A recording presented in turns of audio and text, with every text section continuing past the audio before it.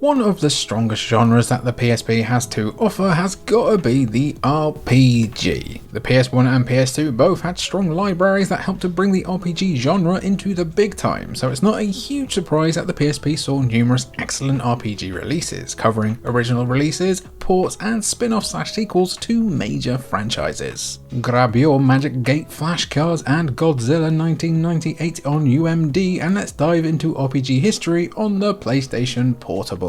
But what's your favourite PSP RPG? Be sure to let us know down below. Become a member while you're there, go on, do a little treat for us, all will be lovely. Number 10, Brave Story New Traveller.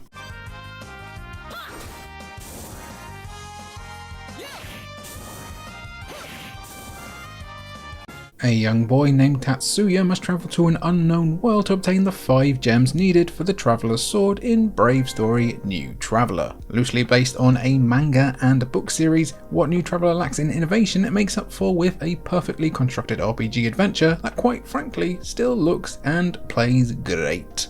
Brave Story New Traveller has you exploring the mysterious world of Vision. There's a lot to explore here, with the game clocking in at around 16 to 20 hours. Which is just enough time for you to regain feeling in your legs while you've been sat on the shitter. Experienced RPG players will be able to get a grip on the game in just a few minutes, as Brave Story is seemingly designed on a certain level for newcomers to the genre, and there's nothing bad with that of course. Everything from inventory management to turn-based combat is pretty simple. It also seems as though Brave Story New Traveller was made with the PSP itself in mind, with its shorter playtime and gameplay designed to be enjoyed in short bursts.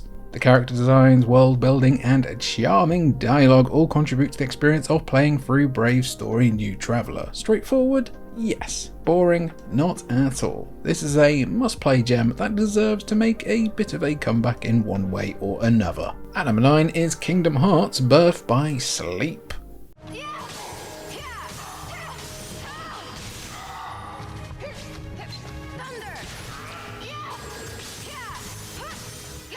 Keeping up with the entire Kingdom Hearts canon can make you have weird dreams about elevators, but thankfully Birth by Sleep ultimately doesn't demand too much of you.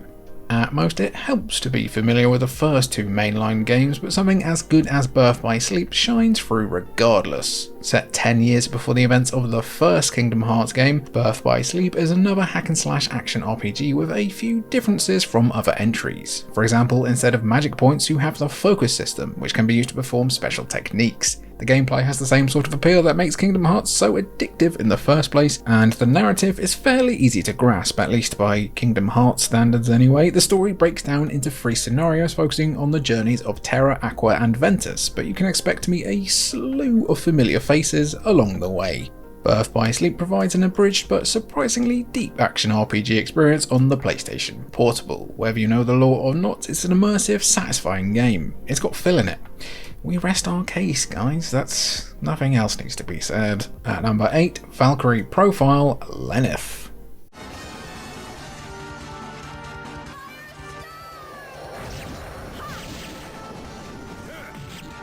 A port of the PS1 classic with some new cutscenes included, Valkyrie Profile Lenneth offers a way to play one of the most challenging RPGs of its time portably. Graphically, the game still looks strong, with striking character designs and monsters filling up a world that visually reaches the mythical ideals of its story. Everything that made Valkyrie Profile a unique RPG experience on the PS1 has been recreated here. Players once again assume the role of Lenneth, who must recruit soldiers to fight for the gods during Ragnarok. Recruiting is standard stuff for a JRPG, but Valkyrie Profile takes things in a different direction by having you experience the final moments of the dead warriors you're bringing to Odin's cause. The game is filled with unique touches like this, including Lenneth's transmutation ability that converts items you find into the essential tools and equipments you really need. You also got the ability to go your own way, even against the wishes of the gods themselves. It's still an unpredictable, riveting game, and it's a little banger on your PSP. Number 7, Crisis Core Final Fantasy VII.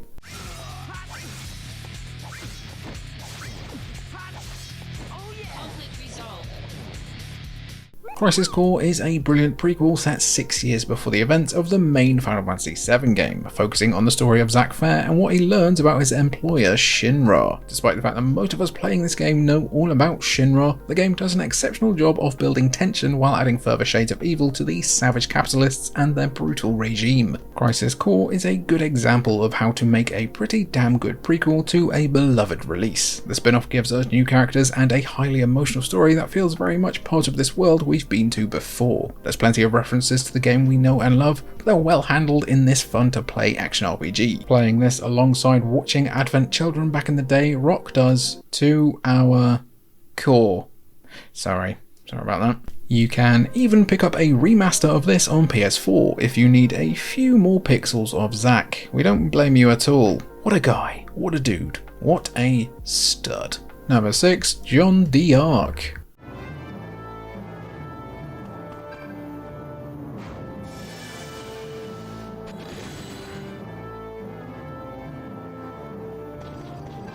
A tactical role-playing game unlike many others out there, John d'Arc is a PlayStation Portable favourite from developer Level 5 that combines medieval history with fantasy elements and Japanese animes to create something that pulls you right into the story and its characters and aesthetic. Set during the 100 Years' War between France and England, John d'Arc has you assuming the role of a young girl named, you guessed it, John. A chance encounter with a magical armlet thrusts Jean into a massive conflict that will see her become a unifying force for peace and justice. You don't need to be familiar with any of the source material to get into the plot and players in this sweeping drama, but it might enhance the experience to some degree. John d'Arc features dragons, demons, magic, and everything else you might expect from a tactical RPG set in a fantasy realm. The combat system will be familiar for fans of this genre, with long drawn-out battles that demand discipline and an eye for micromanagement. If that sounds good to you, you're going to love John d'Arc on the PSP as much as we did. Number 5, Ys 7.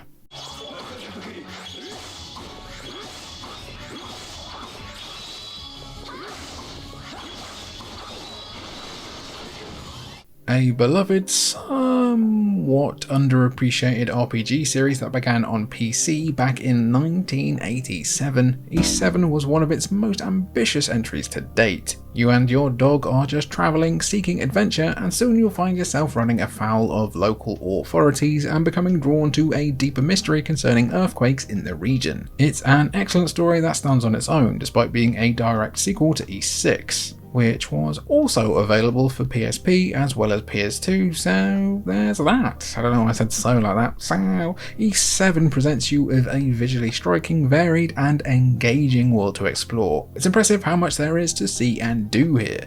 Ys 7 isn't just about its good story and character development combined with an adventure that truly feels epic. The gameplay leans heavily into action RPGs and has always been one of the strong points of the series. The 3-member party system, however, is a new addition and it pairs well with the dodging and slashing you've come to expect from this long line of games. Ys 7 could very easily serve as an ideal entry point for getting into this series. Its graphics, music and gameplay are on point as much as ever. Number 4, Popo LaCroix. God, that's a good name, innit?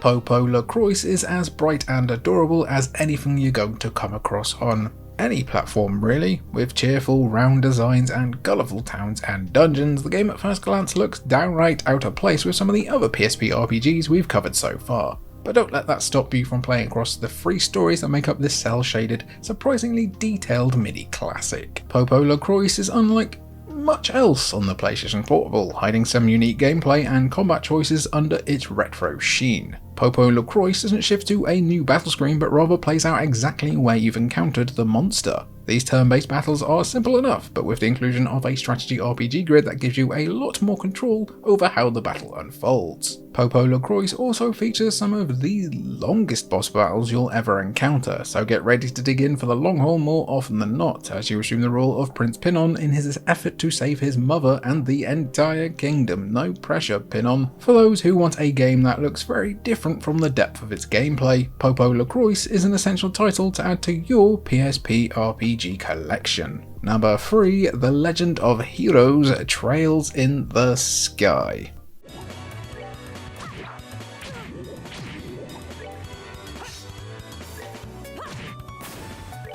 The first of a series that spun off from the excellent Legend of Heroes saga, The Legend of Heroes Trails in the Sky is another PSP JRPG that really drives home why JRPG fans did so well with Sony's first handheld.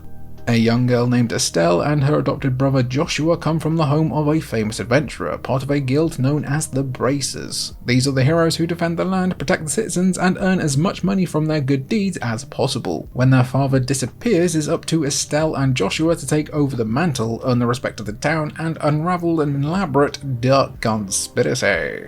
With a strong story at its foundation, Trails in the Sky utilises a turn-based grid-style system that really rewards you for engaging with the NPCs and your surroundings over the course of your adventure. You'll also find yourself recruiting various characters over the course of a journey that's broken up into a prologue and 4 chapters, so it never gets too stale. The sheer variety of quests, ranging from simple fetch tasks to fighting difficult monsters, gives The Legend of Heroes Trails in the Sky a lot to keep you busy, but it's the stories branching off from our main thread that really gives Trails in the Sky its own identity. If you don't want to whip out your PSP Street, you monster, you can play this pretty well on your Steam Deck. Number 2, Persona 3 Portable.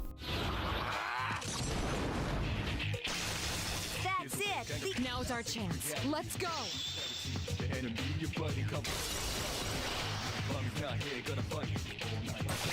Persona 3 Portable more than succeeds at bringing its own ideas and perks to its story of a high school student who joins a group of investigators, who each find themselves with the ability to enter a mysterious tower known as Tartarus in a temporal anomaly known as the Dark Hour. Sounds simple enough, well, by Atlas standards, but if you know the Shin Megami Tensei series, then you know the Persona games sometimes take religious nightmare fuel and tough enemies to new extremes. Running side by side with the RPG elements is a life sim game in which you must keep going to school and building relationships with your fellow students and teammates. Persona 3 Portable even starts off strong by letting players pick a gender for their character, and yes, it actually matters which gender you choose. By choosing the female character, you can actually explore story beats and scenes not found in the original Persona 3. Neat!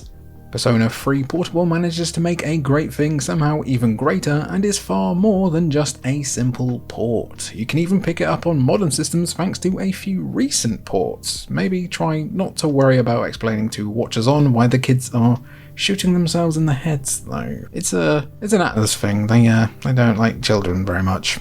And at number 1, Final Fantasy Tactics: The War of the Lions.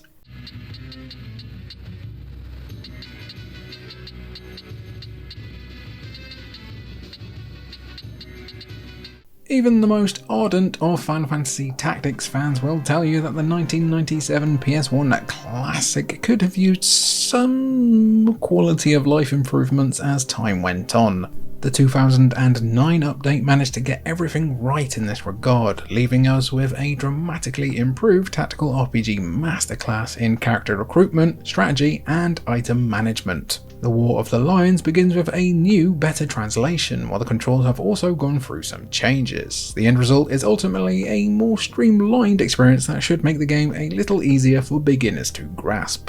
But only a little, as this is still one of the most challenging and time-consuming RPGs in the lifespan of the PS1, which means it's also one of the most challenging and time-consuming RPGs on the PlayStation Portable as well. The anime-style cutscenes also prove just how powerful the PSP could be, and still, all these years later, it's absolutely buck wild what the handheld was capable of at launch. Yet while the game is filled with improvements, small and large, Final Fantasy Tactics: The War of the Lions is still fundamentally its PS1 original. A game of epic betrayal, war between nations, love, courage, magic, and other themes that provide the foundation for the very best Final Fantasy games. The War of the Lions has all of that with enough grindy gameplay and customization to keep you busy for a very, very long time on your PSP. And that was I got my beard stuck in my headphones then, I hate when that happens. And that was our video looking at the best PSP RPGs ever made. What's your favourite PSP RPG? Let us know down in the comments down below. I've been Jimmy for Cultured Vultures, and thank you for watching. I think I got it right that time. Come on!